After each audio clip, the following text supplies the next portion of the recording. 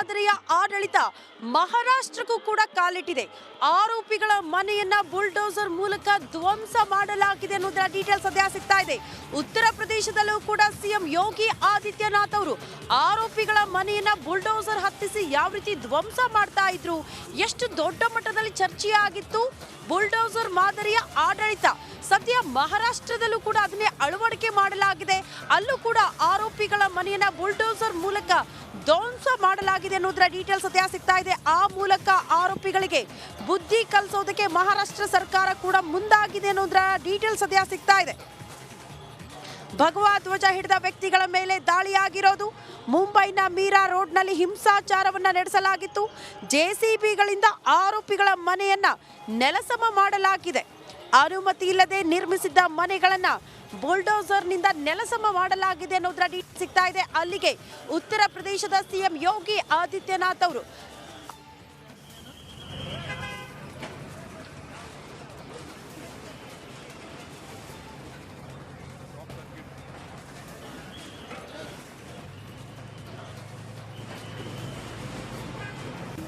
क्या बोलते भाई तू इधर किधर गैरेज में है ना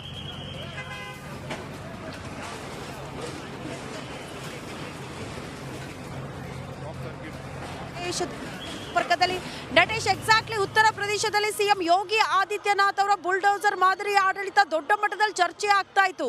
ಈಗ ಮಹಾರಾಷ್ಟ್ರದಲ್ಲೂ ಕೂಡ ಅದೇ ಅನ್ವಯ ಆಗಿದೆ ಅಂತ ಹೇಳಲಾಗ್ತಾ ಇದೆ. ಯಾವ ರೀತಿಯ ಕ್ರಮಗಳನ್ನು ಕೈಗೊಳ್ಳಲಾಗಿದೆ, ಯಾವ ರೀತಿ ಬುಲ್ಡೋಸರ್ ಮಾದರಿಯ ಆಡಳಿತವನ್ನ ಹೇರಲಾಗಿದೆ ರಾಜ್ಯದಲ್ಲಿ ಅನ್ನೋದ್ರ ಬಗ್ಗೆ ಡೀಟೇಲ್ಸ್ ಅನ್ನ ಕೊಡ್ತಾ ಹೋಗ್ಬೋದಾ?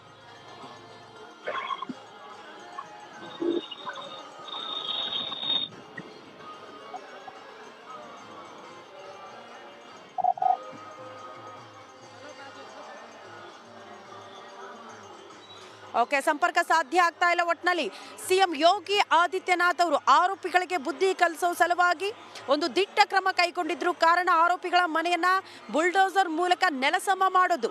ಇಡೀ ದೇಶಾದ್ಯಂತ ಈ ಆಡಳಿತ ದೊಡ್ಡ ಮಟ್ಟದಲ್ಲಿ ಚರ್ಚೆ ಆಗ್ತಾ ಇತ್ತು. ಈಗ ಅದೇ ಮಾದರಿಯ ಆಡಳಿತವನ್ನ ಮಹಾರಾಷ್ಟ್ರದಲ್ಲೂ ಕೂಡ ಅನುಸರಿಸಲಾಗ್ತಾ ಇದೆ ಅನ್ನೋದರ ಡೀಟೇಲ್ ಸಿಗ್ತಾ ಇದೆ. ಆರೋಪಿಗಳ ಮನೆಯನ್ನ ಬುಲ್ಡೋಸರ್ ಮೂಲಕ ಧ್ವಂಸ ಮಾಡಲಾಗಿದೆ ಮಹಾರಾಷ್ಟ್ರದಲ್ಲಿ ಅನ್ನೋದರ ಡೀಟೇಲ್ ಸದ್ಯ ಸಿಗ್ತಾ ಇರೋದು. ಭಗವಾ ಧ್ವಜ ಹಿಡಿದ ವ್ಯಕ್ತಿಗಳ ಮೇಲೆ ದಾಳಿ ಮಾಡಲಾಗಿತ್ತಂತೆ. ಮುಂಬೈನ ಮೀರಾ ರೋಡ್ನಲ್ಲಿ ಹಿಂಸಾಚಾರ ಗೈಯಲಾಗಿತ್ತು. ಅದೇ ಆರೋಪಿಗಳ ಮನೆಯನ್ನ ಧ್ವಂಸ